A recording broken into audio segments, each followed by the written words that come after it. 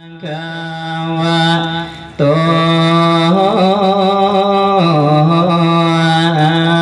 ระหะโตสัมมาสัมพุทธัสสะนะโมตัสสะภะคะวะโตอะระหะโตสัมมา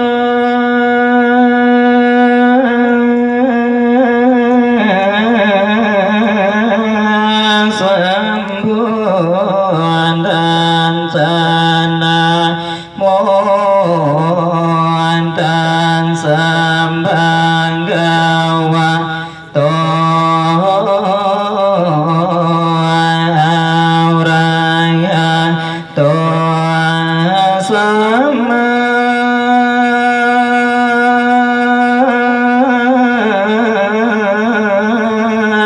สัมพุทธัสสะ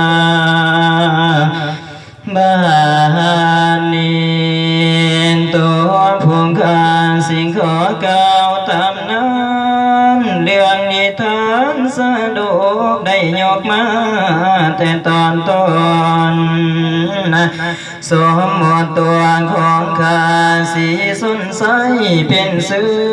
ทรงเสวยลาสร้างงานเมืองบ้านยามนครเดี๋ยวนี้ตัวเขียดหอนละโดเปลี่ยนพิมพ์ผ่านจันทร์แสงเฮืองห้องสองพ่อลุ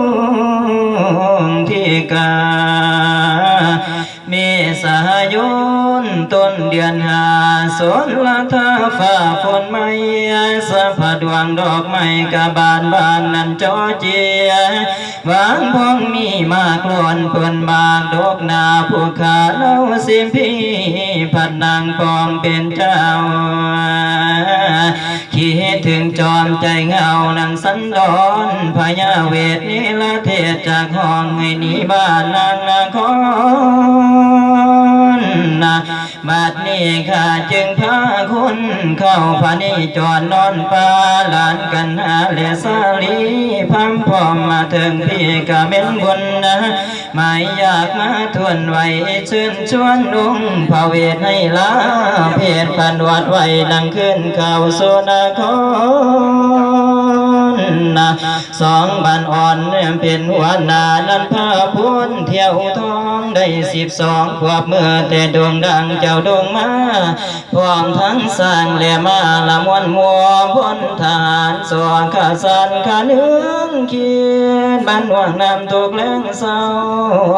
จึงได้เดือนดวงเขานังสัญจรนอนป่าหวังเพื่อมากะไปพระองค์เจ้าให้เต้าคืนบัดนี้พ่อเมื่อมาถึงแล้วสำนักป่าเขาวงโกดจึงได้พากันลอดขันเครื่องโปงลงไว้แล้วพา